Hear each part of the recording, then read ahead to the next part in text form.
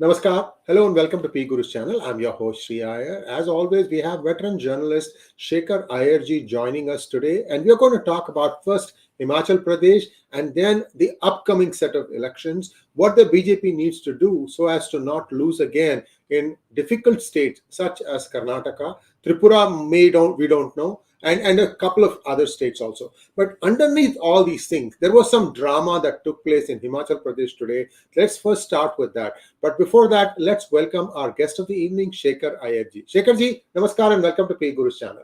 Namaskar, sir. Nice to be back with our And viewers. and viewers, please click on this video to let it go as viral as possible. And also, if you have questions, please address them with a hashtag #AskShekhar. It is scrolling in the bottom so you can see the exact spelling. We appreciate it if you can stick to the same exact spelling. Thank you very much. And Shekharji, Himachal Pradesh drama. Veerbhadra Singh's wife does all the work. I'll let you finish this, sir. But somebody else walks away with the malai. Yes. Yeah, but Go ahead, sir. there are certain aspects to this. See, Pratibha Singh, like her husband Veerbhadra Singh, who always made it a point to convey the message that he's a satrap. So even during Rajiv Gandhi's time, he had his own way in many things, and there was always like Sharad Pawar when he was in the Congress. So similarly, Pratibha Singh has been saying she's taking forward the late Veerbhadra's legacy. And what has happened this time? She was the PCC president. And they projected no chief minister. But in the last couple of years, she was the person who was touring all the constituencies and all that. But the other side is, the number of seats Congress won in our areas, that is the Shimla and other areas, is much less compared to the Hamirpur area, to which your Sukhwinder Singh Sukhu belongs. And Pratibha is considered part of the royal family. She is even addressed as Rani. Whereas our Sukhu is seen as a commoner, Hamirpur, very ordinary family, which has, he was a student leader and has come up. So probably the Gandhi family, because the whole credit is going to Priyanka Gandhi having chosen Sukhu. So the idea is probably they want to send a message, look, we are choosing a commoner, not sticking to the earliest Congress pattern of, preferring the former, heads of the princely states or Jagirdars or Zamindars or whatever. But the problem will be, sir, since it's a Congress always operates through factions, not just in Himachal, everywhere. So, the MLAs are divided on the basis of loyalty because these leaders ensure the ticket for them. So, therefore, right now we are told that Sukhu commands 21 or 22 of that 40 MLAs, and the rest is Pratibha Singh. And Pratibha Singh's son is there. She is not a member of the Legislative Assembly. She is a Lok Sabha MP from Mandi. She won the Mandi Lok Sabha elections. So two things were made clear to her, that they didn't want her to resign as a Lok Sabha member because that would necessitate a by-election, and they are not sure whether Congress can retain that Lok Sabha seat, because they had won the seat from Jairam Thakur, who had resigned and became chief minister the last elections. So this time they were worried about that, sir. But the bigger problem is, sir, everybody is for the spoils of power. And Himachal Pradesh, after the 91st constitutional amendment, which was brought during the Vajpayee government, 2003, there is a limitation on how many ministers can be there, either at the center or in the state. And the formula is, as the constitutional amendment clearly says, 91st amendment, it says it cannot be more than the 15% of the total strength of the assembly. Here the assembly is 68. So you cannot have more than 6 ministers. So apart from the chief minister. So as the same formula applies to Delhi. You see, Arvind Kejriwal has got only 6 ministers. So there is a limitation. And how do you satisfy them? And so normally the Congress formula is you make them chairman of the state undertakings. Himachal Tourism Board, Himachal and that board, Himachal Apple Apple Growers Promotion Board, Association. and give them a cabinet minister status so that they enjoy the perks of Gadi Goda and all that. But it is going to be difficult, sir, because they have made such huge promises in the manifesto. They have to implement it. You take the pension. They have said they will bring back the old pension scheme, which is seen as a game changer in Himachal. That is why BJP, because BJP could not go back on that. And the most worrying part is, sir, political parties should realize that good politics is also good economics. Given the Himachal Pradesh budget, if they were to give only pension and salaries, nothing will be left for development activities, nothing whatsoever. And I do not know how they are going to manage. Now, already, in order to woo voters and send a message, Madhya Pradesh, I mean, your Chhattisgarh government, Rajasthan government, in the May, they have already, passed a law to bring back the old pension scheme. Whereas the new pension scheme was an idea first initially, fathered by the Vajpayee government and implemented by the Manmohan Singh government. And this was touted as one of the bipartisan reforms because center and state governments were burdened with huge pension bills. And under the old pension scheme means the employee does not contribute anything to that fund, and they will get when they retire, they will get a fixed the last pay they have drawn plus dearness allowance, which they are called dearness relief. As inflation figures come, just the central government makes allowance adjustment in the dearness allowance, they will the pensioners also get that. Now this scheme was started implemented from 2004 when Manmohan Singh government was there, because and even then the bills have been going up, pension bills. So this itself is going to be a big challenge. Apart from that, the Congress has promised 1,500 rupees to every woman in a family household. So these are economic challenges. I don't know how they are going to implement. And Himachal Pradesh has, there is no big revenue other than tourism business. And this is going to be a big challenge, sir. And that state is craving for, development in the sense of, better roads, better accessibility to interior areas, to areas in the upper reaches, better medical care. Now, all this will require also money. So if you just pay up these pensioners, of course, who are important vote banks, I think Congress has, I don't know how they are going to do it. So what will happen is, within 2-3 months, you will hear Congress leaders complaining that the chief minister is not performing, is unable to fulfill the promises. And that's how the dissident game will come. But right now, I think Pratibha was there when all the leaders went to meet the governor. And probably they may give her son a berth in the state cabinet. But I don't know how that is going to satisfy the other members, because even if she has 10 MLAs, and a crisis can be sparked by making the MLAs resign. All these things can happen, but I think BJP is holding its horses. They'll wait for this dissatisfaction to, disaffection, I would rather say, so that, it reaches a boiling point and then they will go for the kill. This is my gut feeling, but not immediately. Thank you, Shekhar.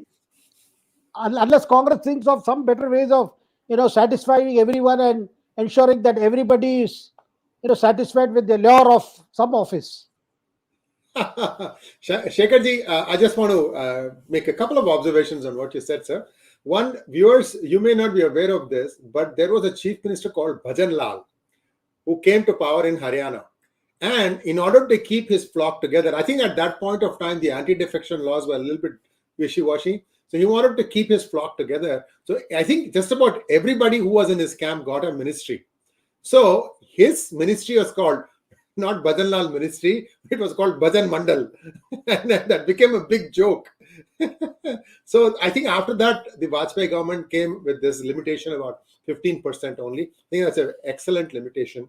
Shekharji, one other thing that I think the Congress promised in its manifesto on Himachal Pradesh, which the AAP forced it to do, which was free units of electricity. I think AAP said 200 free units of electricity per family. These guys one-upped it and said 300 units of free. First 300 units are free. That's another huge drain on the exchequer. I don't know if they'll be able to fulfill that one also. So we'll have to wait and see. See, this is again Revdi culture at its worst, sir. But Sri Iyer, we must, take it on record that the people of Gujarat are the only people of, among the Indian states who have rejected free gifts. See, they were not tempted by what Aam Aadmi Party was offering. They were not tempted by what Congress was trying to offer. They stuck with Prime Minister Modi, and Prime Minister Modi made it a point to warn them of this thing.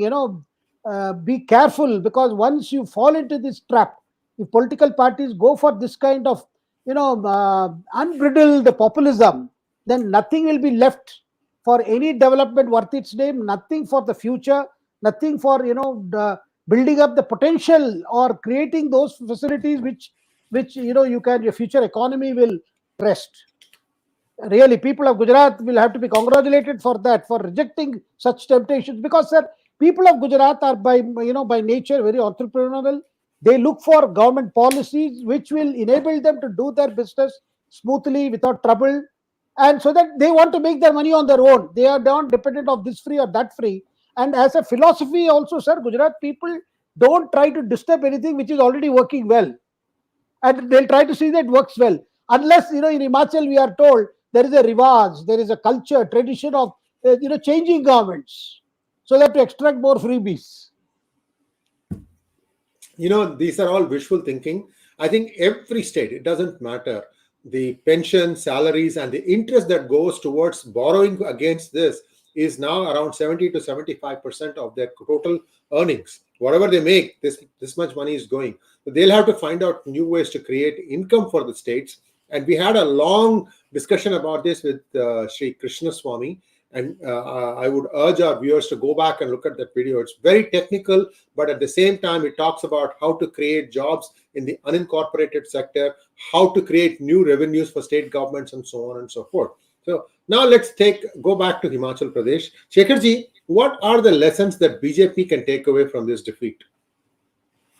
I think, sir, main thing, the Prime Minister Modi is their best bet in terms of, attracting voters, in terms of sending out a message, a pro-development message. And, in Gujarat also we saw that, a lot of anti-incumbency issues can be, contained.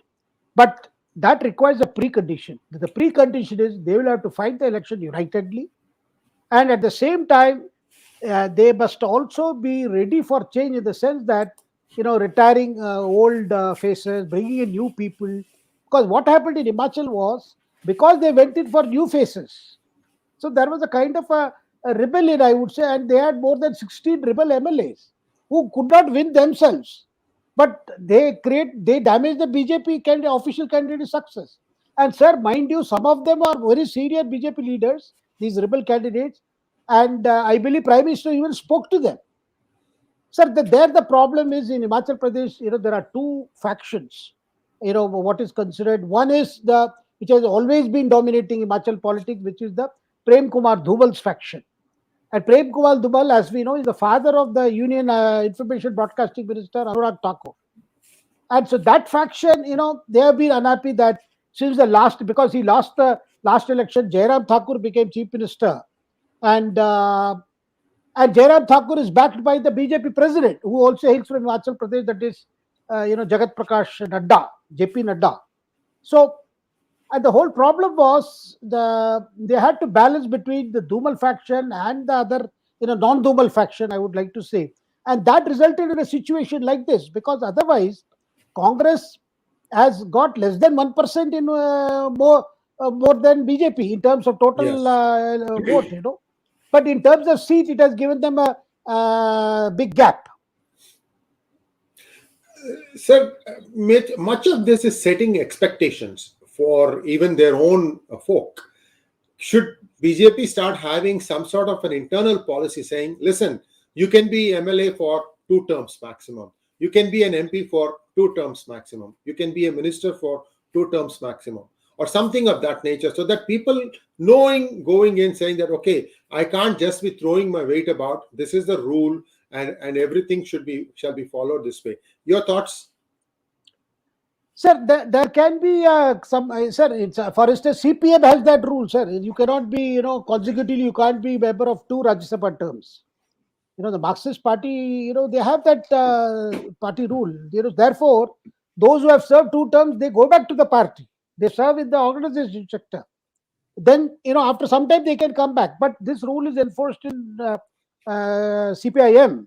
But I do not know whether parties like BJP can adopt this, because in some cases, when a candidate is, the whole thing is about winnability. Because yes, true that the BJP label sometimes enables them win, but there are also times the candidate is so important who command such a loyalty. If they were to disturb, it will affect them. And some cases, what happens, sir, such people who are very popular, if they are being retired, they insist that one of their family members should become candidates. This is very part of that Congress culture, which has also, infected the BJP. But BJP has realized that wherever they have gone in for a change, in the bringing in new faces, there, they have been able to contain the anti-incumbency factor. And that is why you saw in Gujarat, last year, lock, stock and barrel, the chief minister and old ministers were changed because of the effect of COVID and the COVID management. That's why Vijay Rupani had to go, and Vijay Rupani was seen as a protege of Union Minister, Home Minister Amit Shah. And this greenhorn Bhupendra Patel was made. Of course, in that process, they also conveyed a message to the Patidars or the Patel community. And that is how this time Patidars have backed the BJP. And that is shown by the seats they won in Saurashtra and other places also. So that is there. Sir, but overall, I think, sir, the problem of factionalism in BJP is a serious matter, whether it is Karnataka, which is going to face elections next year, early next year, or in other states. This is a problem. And, sir, before 2014, before Modi came on the scene, I would say the situation was even worse. The number of rebel candidates were more. But after 2014 and now, we have seen the rebellion. There was no open rebellion for the simple reason Prime Minister Modi was held in awe, and they feared that if they were to leave the BJP or create problems for the BJP, they would be nowhere. But I notice again the return of this trend, though it is not as bad as pre-2014, but there is definitely a problem which will have to be tackled in some way. And BJP believes in bringing new people, new faces, and also giving representation to hitherto, unrepresented communities. Whether it is Draupadi Murmu for the president, or or bringing, say, our vice president. See, the vice president belongs to the Jat community. So those communities which have never held such high offices, there is a message in that. By giving them high offices, you are sending a message, and Prime Minister believes in that message, because he believes when you choose people for this constitutional post or other post, you are sending a message to that community, as well as empowering them also, that there is no glass ceiling when it comes to some of our communities which have been socially backward. Thank you, Shekhar ji. Now let's take a look at the most important state perhaps for the BJP in the next round of elections, Karnataka. Karnataka has been one of those states where the BJP has not been able to gain a decisive foothold except for the coastal regions. And this has been always said that this is a battle of Vokkaligas versus Lingayats. And they needed the support of a strong Lingayat leader such as Yediyurappa to win the elections in 2000. I wouldn't say they got an absolute majority, but there was a backdoor entry. Let us just, call it the way it was. Now, with Mr. Bommai, another Lingayat in play, how do you see the chances of Karnataka? One. And the second question is, Modi will need to really do a jugaad to win the state, in my opinion. Your thoughts, sir? You are right, sir. You are absolutely right, because Karnataka poses a very big challenge to Congress as well as to the BJP. Because what has happened there is the Karnataka, where the parties tend to think on caste lines, and the communities also are strongly bonded by or there is cohesion among voters in terms of choosing people belong to their own community or to the caste. And it so happens that the 17% of Karnataka voters are Lingayats, and about 13, 14 or 15% you can say are Vokkaligas. So these two are main dominating. Vokkaligas are strong in the southern Karnataka, and Lingayats are there in the north. And of course, there is a coastal belt which is more influenced by communal issues. And you also have other belts like, say, the Hyderabad, Karnataka areas, which are also influenced by communal issues. And also there is a mix. Then there are the other communities. You have Kurbas, then you have the Dalits are there factor. Then you have tribals; they are also a factor. So there is a mixture. So what has happened is, sir, because Yedurappa, enabled the BJP to form the first government in the south, he became synonymous with BJP. So much so, when corruption cases came against him, there was a low report. He was asked to resign, and he was made to resign, and that upset him a lot, because he felt, being a very popular leader, not only among his community members, but also generally with voters. Yedurappa was considered very accessible, a performing chief minister, though there was a constant allegations about irregularities under his administration. Now, after post Yedurappa, what happened, sir? Now, Yedurappa has been, what we saw now was, with this government collapse, the Congress government collapsed, and Siddaramaiah had to go because, his style of functioning was not liked by Kumaraswamy also, because earlier Kumaraswamy was chief minister with the help of the Congress. So that cycle we have seen. Consequently, a situation came where people, and again within the Congress there are two factions. The strong one is, one is led by Siddaramaiah, who is the new Congress or the neo Congress, and the old Congress is led by such people. I mean, is represented people like D.K. Shivkumar, who are old Congress loyalists, who have always been in the Congress, and including the present Congress president Mallikarjun Kharge. Sir, today if you see whether it is Bharat Jodo Yatra everywhere, these factions representing Siddaramaiah and D.K. Shivkumar, they have not given up on the claim, on the chief minister's post. Siddaramaiah supporters hold functions, even birthday bashes for him, saying he's the next chief minister. Similarly, D.K. Shivkumar's people are saying that, D.K. Shivkumar is a man of resource who has spent so much for the party, not just in Karnataka, even for this Bharat Jodo Yatra or everywhere. Sir, that is a problem that side. Now here, sir, they brought in S.R. Bommai because S.R. Bommai is a Lingayat leader, of course, but he has a fairly clean image compared to other leaders. And therefore, by bringing Bommai, they thought, the Lingayat aspirations would also be settled, as well as they will be able to move forward under a new dispensation. So there are problems, and Bommai will remain chief minister till the next elections, no doubt about it. But how much will the Modi factor work, the brand Modi work here? How much is going to be these MLAs? Because many MLAs who came from Congress background, they were made because they resigned and came and they got elected as BJP candidates in the by-elections. So this is how, and the general impression one is getting in Karnataka is even this year's election will be a hung house. There may not be a clear mandate, because how the factional fights, if Congress can put its house together, maybe they can perform well. But nobody sees either BJP or the Congress getting a complete majority or an absolute majority on their own. One clarification: S.R. Bommai was the father. Basavaraj Bommai is the current chief minister. Yes. Just to be factually right. Shekharji, one thought that is doing the rounds is that there's a possibility that JDS might do a agreement with coalition with BJP ahead of the polls, so that the vote split is minimized. Then what happens is the Vokkaligas and Lingayat are more or less under the same camp. Now, for that to happen, I think Deva Gowda, who's still around, who may have to bless that thing.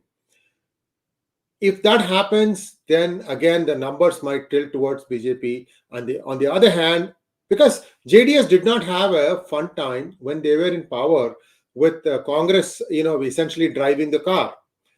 You remember, every time there was any hard questions or hard decisions to be made, the Chief Minister Kumaraswamy Gowda would just break out in tears. Right? You see that possibility happening? Sir, I doubt whether there can be any pre-election arrangement. I doubt it very much, because JDS, even Dev Gowda, he believes in a hard bargain. And that bargaining for portfolios, for ministerial berths, and particular portfolio or creamy, and as they say, malaidar, portfolios or creamy portfolios will require that That party has a bargaining chip. That bargaining chip has to be post-election. How many MLAs they have, and what is the requirement for BJP? How much is it dependent? And also, sir, over the years, what has happened? BJP has also tried to attract some, Wakalinga leaders in their within their ranks. They have Fold. been also Yeah, trying yeah, to get yeah. more and more people. So how do you and sir, image of JDS today, particularly the Devagowda family, that has been on downhill now. Because whether, of course, there is a lot of respect for former Prime Minister Devagowda, being he's the tallest Vokaliga leader. But apart from that, under Kumaraswamy and his brother Revada, JDS image has suffered a beating. And when the grandson of Devagowda says, he said it in the last assembly election, that in our party it is only suitcase culture. He mentioned his grandfather's name, saying that everything is suitcase culture, because I think there were problem in giving him ticket. So therefore, sir, what I see is a lot of bargaining would be post poll, and pre poll is rather difficult, because Devagowda can, the Gowdas can do business either way, even with the Congress. One won't be surprised if they manage to get some numbers and Congress offers, they may go there. Because their problem is, of course, with the expansion of the BJP, and also with and DK Shivkumar is also a Kalinga leader, was groomed by, SM Krishna. So therefore, he is also, as a Vokaliga leader, he also has his own USP. The community is his USP. So therefore, and JDS is largely seen as a Vokaliga party. So what we are going to see is intermix of caste, community, these factions, and as well as the people's earning for good governance, sir, which is what is the next Karnataka elections are going to be. Because whether it is management, or even Bangalore city, Bangalore city, you can already see how municipal issues are playing out. Of course, Basavaraj Bommai has been trying to improve things. Even right now, we saw your BBMP has been trying to set right the roads, fix potholes and things like that. But municipal issues remain a major problem in Bengaluru. And also, in terms of governance, the way the corruption is a big factor, sir. There are numerous complaints about, and stories about, unbridled corruption, and which has dented the image of the BJP. Of course, similarly, there was similar corruption during the Congress rule also. For the voters of Karnataka, there is not a much of a choice when it comes to corruption, which is very unfortunate. Going back to corruption, remember that when Yediyurappa was the chief minister of Karnataka, there was a period when Karnataka was the only state in which the BJP was in power. And it is believed that he was asked to bring in money for the running of the party. And that essentially is corruption, and that is actually suitcase culture. And then when the Reddy controversy broke out, they had to find a scapegoat, and their most tallest leader, which was Yediyurappa, he got scapegoated. In fact, he got so upset, he went and started his own party, and he made sure in the next election that the BJP lost. Remember that? And Yeah, then, that is 2013 election, sir. I was present on the occasion at his native place in Shimoga district, where he launched his party, Karnataka Janata Party, and right, he secured 9% votes. right. But problem is, sir, when the rebels break and form their own party, they may ensure defeat of the parent party, but they themselves cannot win elections. So, they cannot come to power. So therefore, that is how Yediyurappa returned with the arrival of Modi, because because they realized that both need each other. And yes, during it was that is what Yediyurappa lamented also. Look, I was organizing funds, and everybody took favors from me. I mean, he meant many BJP leaders Yes, and yes, their yes. family, senior BJP leaders, central BJP leaders, and yet I was blamed for everything, sir. But this is the story of Valmiki, that the Daku who became Valmiki. There is one story about how Valmiki became Valmiki Hmm. when he was committing dacoity and looting everything. When he went back, and he asked his family, would they take that the karma, the pap karma for all his act. They said, no, no, we are not interested in pap, your pap. So similarly, parties disown Valmiki's. All right. Thank you so much, sir. And we wish every party the best of luck. I mean, to may the better one win. But I have to tell you this, guys. Karnataka politics is completely real estate based. Every MLA, doesn't matter which party it is, these people have a certain region where they reign supreme. Today, I'm told that for any land agreement, there is a cut that goes to the local person. Doesn't matter if that person is in power or not. And this is the sad state of affairs today. I mean, I don't know why land registries cannot be completely automated with no money changing hands, but instead just check transactions so that this menace can be stopped. I don't know when that day will come, but this is just I just want to put it out there. Tripura, Tripura, the BJP won a stunning victory last time around, and then they had a very young chief minister. Something happened. I think they have replaced him now. We don't look enough on in the northeast. I'm hoping that you can shed some light on Tripura and also the other northeastern states, sir. Yes, sir. In Tripura, you are right. The 2018 election was a turning point. It ended 25 years of Marxist rule under one chief minister and followed by another. And what has happened is Biplab Dev, who was the BJP chief minister, a very active chief minister, who has done a lot of work. I mean, his period saw a lot of things, but then he rubbed a lot of vested interest in Tripura. That is one. Number two, his style of functioning was not liked by, his rivals within the BJP. And thirdly, sir, when he was advised by the central BJP, to to have talks with those his rivals and work out some kind of compromise so that the government moves ahead.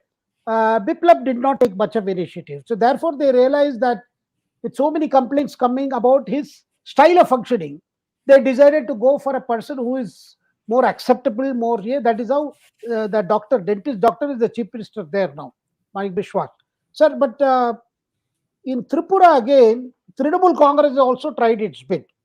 Now, what has happened this time is, you have, apart from Congress and Tripura Congress, of course, Congress is rather weak in Tripura. There is a tribal party. So that tribal party, Tripura tribal party, that they could split the tribal votes, which last time went to BJP because it had an alliance. So therefore, this time I think the problem will be the BJP has to go with its, on the basis of what changes it has made in Tripura, but at the same time manage these factions. So that's a very important thing there. And the other thing is, probably this time too, the Trinamool will try because it's a Bangla speaking state. So therefore, Mamata Banerjee tried last time. This time too, they will try. But still, I feel BJP, has an edge because it has developed roots there. It has an organizational base there. But it's a tough challenge. It's a tough challenge because there has not been much revival of, the Marxist party there. I haven't heard any big, revival efforts there. So Marxists are in a state of, they are not as strong as they were once. So that is one side. But at the same time, because of the factional problem, the problem that we discussed in Himachal also persists in Tripura. That is, the Tripura is a state. Apart from Tripura, you are going to have elections in Meghalaya and Nagaland. Sir, in Meghalaya is very interesting. In Meghalaya, right now, there is a BJP is part of the ruling coalition, which is led by Conrad, Chief Minister Conrad, who belongs to, the NPP, National People's Party. Now, this time, what has happened is Conrad's party has decided to contest all the seats on its own. Similarly, BJP has also said it will contest all the 60 seats. And post elections, then they will see, whether they can work out an alliance. I mean, this is, you call it friendly fight or direct fight. The idea is, let's bargain after the elections. So that is the situation in Meghalaya. And sir, Meghalaya problem is Meghalaya is having border issues with Assam, where again BJP is in power, and Conrad, with Conrad as chief minister and Hemant Biswa Sharma there, they managed to have some kind of a border agreement. But that border agreement has got threatened following, recent incidents of violence, over, forest smuggling, in which some people from Meghalaya were involved. And then Assam police, opened indiscriminate fire. people got killed. These are issues there. In Nagaland, sir, you have uh, a, a replica of NDA there. That is People's Democratic Alliance, is there. So there is an NDTP party and BJP is there. BJP is part of the ruling coalition. So we have to see, sir, what is happening. BJP, wherever it is in coalition also, there is a pressure from the rank and file. Why not let's contest all the seats? And why not, have our own government? Why depend on these regional parties? So this problem is there in Nagaland also. These aspirational, problems, political aspirational issues. But Tripura, Nagaland, Meghalaya, I think in the northeastern states, sir, they whatever may be the final, assembly showing of parties, they tend to go with the party which is in the center because they are heavily dependent on central assistance, central funds. So they may not pose a big challenge to BJP in terms of having their own governments before the Lok Sabha elections. Sir, and also Northeast is very important in the BJP's thing. Assam itself has got 14 seats. Apart from that, if you take about 20, 21 seats are from the Northeast, which is very important. So BJP will definitely, keep its focus on the Northeast, will try to win Tripura and also see that, it does well in these two states, Meghalaya and yeah, because later part of the year you have election in Mizoram, which will go to polls along with other states which are coming up in November, which is apart from Telangana in the south, you have Chhattisgarh, Madhya Pradesh, and Rajasthan, and Mizoram is also there. Thank you, sir. And viewers, there's a question for you. Name the music composer who gave up his royalty status because he married a commoner. He used to belong to the royal family of Tripura. And first one who names it will get a special mention. Let's go to questions now. Shekhar ji, get ready for the question, sir. You probably know the answer. Hello, can you hear me? Yes, yes. Yeah. Cafe Domus wants to know, will the UCC bill in Parliament see its logical end? Well, sir, this is a private members bill which has got introduced on Friday, last Friday. And Friday is private members' business in both houses of Parliament, where any member on his in his capacity as a member of Parliament can bring in a bill. But what I see is, since the member who brought the bill belongs to the BJP, a debate has been started by his introduction of this bill. Because normally what happens is when such bills are brought in by a private member, and if they are important bills like UCC, and there is a debate where political parties express their views, and many a times the government comes and says, request the member to withdraw the bill because the government itself is coming with the bill. So right now it has only got introduced, and at the introduction stage itself, you have seen stiff opposition from parties which are dependent on the vote bank, specific vote banks, and therefore you saw several measures to stall it. But since the chair allowed it, and there is no way you can prevent a private member from introducing a bill on a private member's day, private business day. So that, but I think the larger purpose I see, since, as I mentioned earlier, he's a BJP member, I think the BJP has sparked off a debate on the floor of Parliament before actually bringing the bill and having a debate on the bill, so that this debate will generate a rather trigger debate outside Parliament too, at a national level, where the pros and cons. Because one of the strongest opponents to the UCC is your Asaduddin Owaisi, MIM leader. He has been saying, how can you have this bill? And he's making it even, he's not just talking about Muslim rights or the fear of, Muslims being targeted or alienation of Muslims. Rather, he's saying there are so many customs, so many things. How can you bring everything?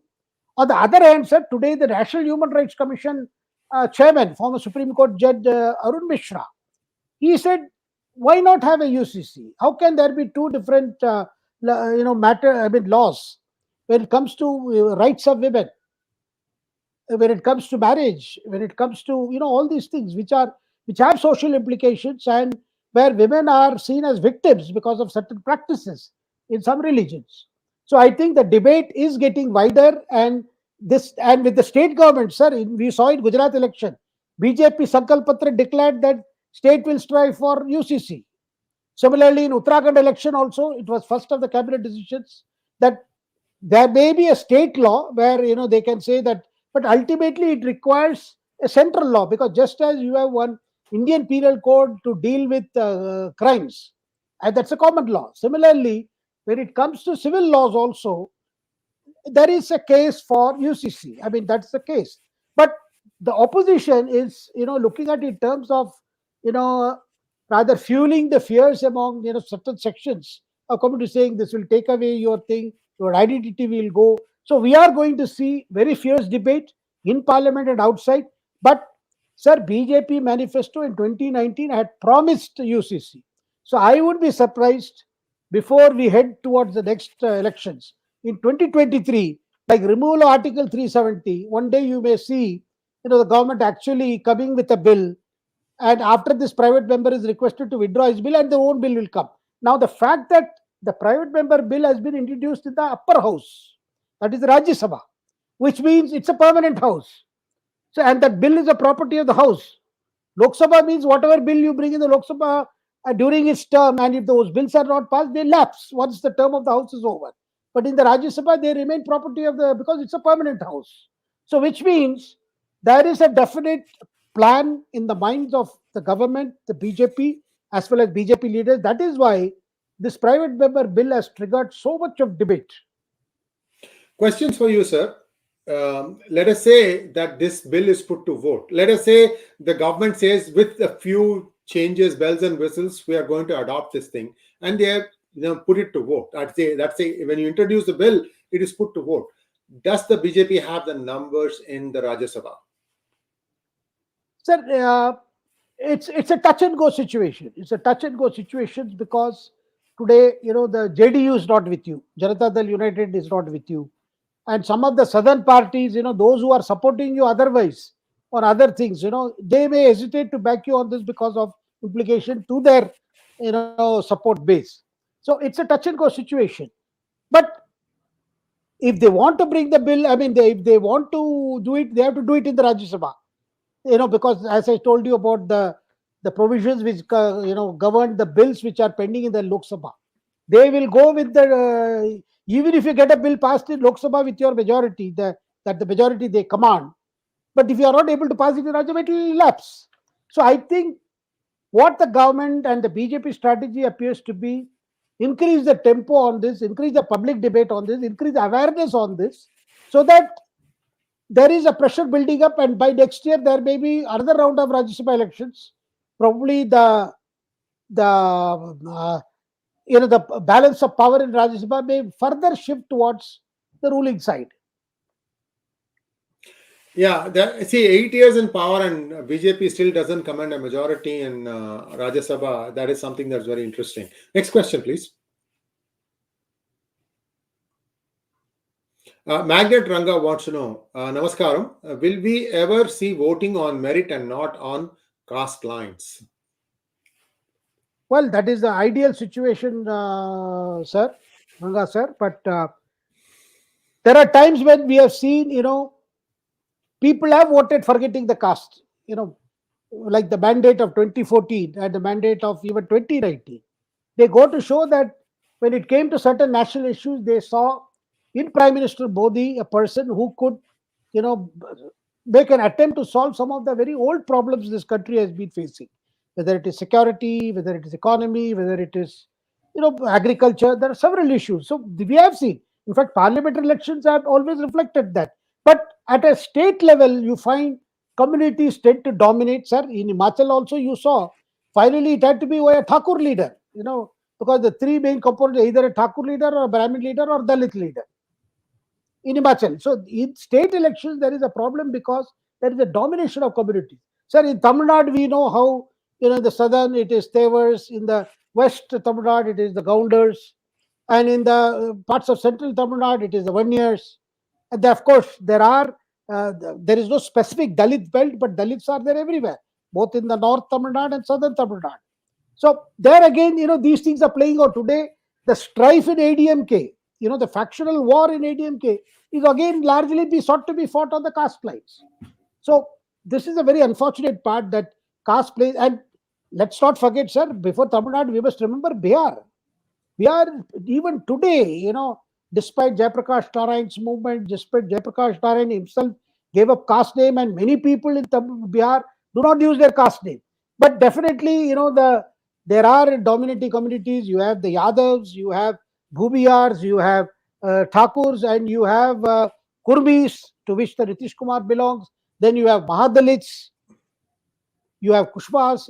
All there is a problem. Even Uttar Pradesh, sir. This happens in areas because it is easier for political parties and political leaders if they have their solid community, supporting no matter what.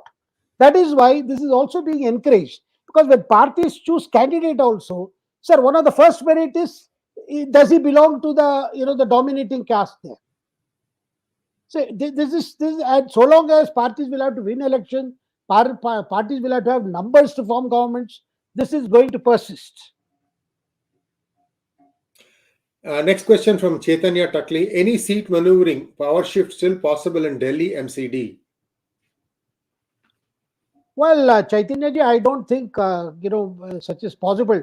In fact, the other thing is happening today. BJP is accused that AAP is trying to lower its councillors, because the big thing is the mayor's elections. The mayor election is going to be a big thing, and the first mayor of Delhi, under rules, has to be a woman, and the third mayor has to belong to a scheduled caste. Now, what is happening is there is no anti-defection law at the MCD level. So they can choose anybody as mayor, and there is a worry. AAP is worried that BJP may try to ensure that it puts its own mayor and gets the support of some Aam Aadmi Party councillors. So there is a war. War is going on, already started, and I hear stories of some AAP council members being approached, and today BJP has come out with a specific allegation with a BJP councillor saying that I am being wooed by the AAP people. No dearth of surprises. Jayetu Sanatan wants to know, will killing of Praveen Nettaru and BJP workers leaving BJP hamper the Hindu voices in BJP in Karnataka? Sir, Hindutva is a major issue in Karnataka. And particularly in coastal Karnataka, where these killings have happened, there the temperature is very high. And that is also a place where you saw recently the hijab movement, Controversy where also, particularly the now banned PFI was behind that movement to get these young people to, resort to conservative approach so that they can consolidate on their vote banks. This has been going on at the cost of, women being allowed to freely pursue what they want to do, particularly education. And it was made out as if, women was being their women were being denied education because the state is insisting on telling the schools not to enforce to enforce the rules about uniform. This twist was given. Now, sir, what is happening, sir? There are issues like Tipu Sultan. They keep coming. Of course, Tipu Sultan was a very controversial historical character who is, praised by somebody for, standing up to the British, but hated by some communities like Kodavas in Kurg, because he was brutal with them, suspecting of their loyalty and of working for the British. And similarly, he was also very ruthless with Christians in Mangalore and in other places also. But at the same time, he was also reverential toward the Sringeri Mutt.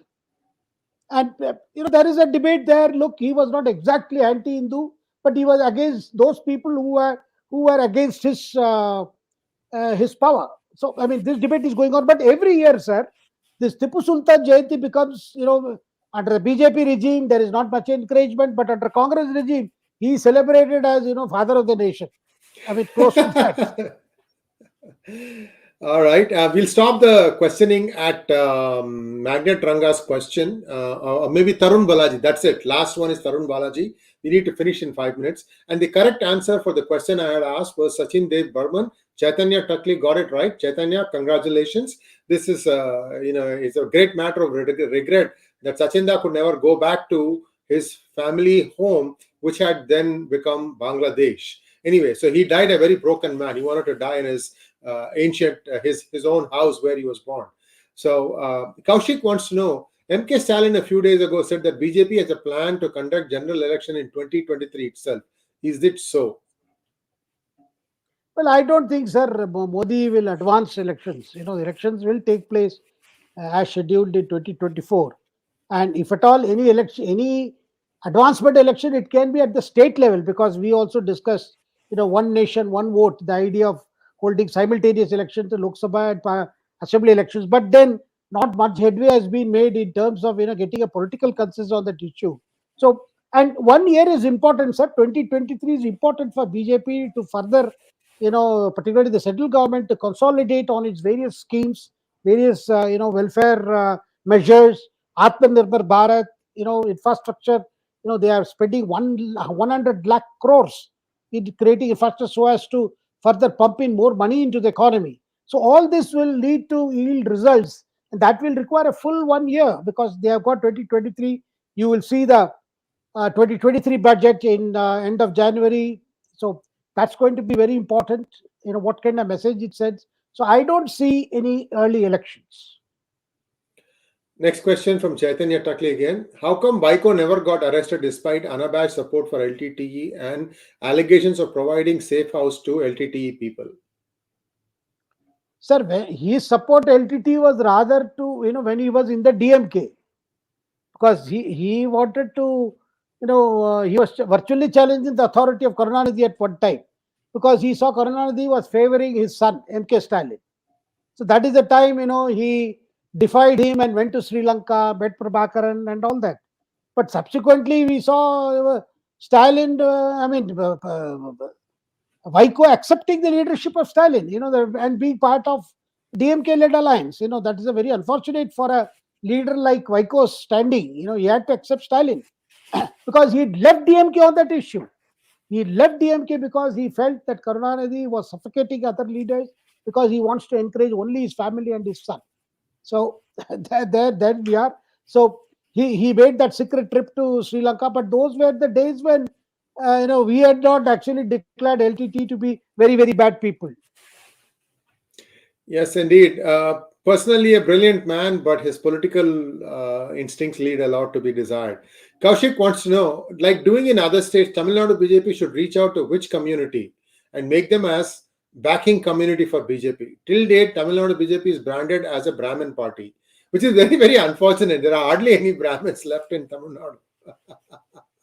Well, Kaushik ji, under Annamalai, the party has been reaching out far and wide. I mean, not one particular community. Of course, Annamalai himself belongs to Gounder community of Western Tamil Nadu, Coimbatore side. But the way Annamalai has gone about, playing the leader of the opposition role at a time when there is a vacuum because of the condition in ADMK, where two factions are fighting it out, the EPS faction and the OPS faction. In fact, he has been picking on several issues to corner the government, issues of governance, which affects all communities. So I think the BJP has been doing very well under Annamalai in Tamil Nadu, not particular. And of course, that was an old image, sir, that the BJP was a Brahmin party and all that. That is, they used to say in the north also. In the north also they say BJP belongs to all these upper castes only. But so much of social engineering has happened within the BJP. And in fact, some of the people in BJP who are unhappy with Annamalai feel, one particular community is dominating and some other communities are. I mean, this is the typical BJP factional fights, which we talked about in other states. Some of it is there in Tamil Nadu also. Well, Tamilisai was a Nadar, and her big calling card was that her father was a big Congress leader. And beyond that, she could never really, see, look at narrative. I mean, the narrative setting today in Tamil Nadu for the last 6 months is being done by Annamalai. It doesn't matter what MK Stalin thinks or this complete Kutam of MSM in Tamil Nadu starts shrieking. He's the one who matters. What he says is what matters. So that's a big achievement. And Shriyarji, anti-incumbency has hit DMK quite early now. Yes. In rural areas, in other places, there is a feeling, there is a sense of, underperformance by the DMK. The promises, the electoral promises have not been met. In terms of governance issues also, corruption has again staged a comeback. And recently, in terms of law and order also, there are several issues. And people are wondering, how long this is going to continue, whether Udayanidhi Stalin will get to perform a deputy role. or will Stalin hand over charge to him? All these things have started already in Tamil Nadu, sir. Though it is only 1.5 years since the last elections. Next question, please. We just finished. Magnet Ranga wants to know your views on the stability of the government that will be formed in Himachal Pradesh. Well, sir, as we discussed earlier, so this is going to be a watch and wait situation, at least for 6-7 months. There may not be open dissent, but definitely when the portfolios are distributed and there are very limited ministerial berths, I do not know how the factions will get satisfied easily. Of course, and Sikhu is seen as the choice of Priyanka Gandhi, because Priyanka Gandhi addressed about, I'm told, 20 meetings or so in Himachal, in the different places. Therefore, they feel that even Sukhu has credited his elevation as chief minister to Priyanka Gandhi. And tomorrow, when the government is sworn in, all of them are going to be present. Last question, please. Tarun Balaji wants to know, let's say tomorrow TN says they should start hearing case in Tamil in High Court, and if not, they'll pass no confidence motion of CJI. What can the Supreme Court do? Well, sir, this demand that the High Court should conduct business in regional languages, this demand has been there. But the problem is, the hurdle is, in the High Courts, in particularly Tamil Nadu, do not have that facilities to work in Tamil. I mean, still English remains. And then, sir, when you have judges from other states posted there, it's difficult to ensure that everything is done in Tamil, or you have to ensure that only High Courts have only Tamil judges. That is not possible under the present system, because judges are transferred. And Chief Justice always happens to be from the outside the state. Yes, and that brings us to a close on today's program. Last thought, when the FIR was filed on the assassination of Mahatma Gandhi, do you know the language in which it was filed? Urdu. So it's easy for us to say, why don't we change the language? It's not so easy. And British were in power for 200 plus years, yet the Delhi administration, the Delhi police station registered it in Urdu. So Yes. Thank you so much, Shekhar ji. As always, a pleasure listening to you, sir. And we'll be back again next week, same time, perhaps same day of the week, Shekhar ji's schedule permitting. And once again, namaskar. Namaskar.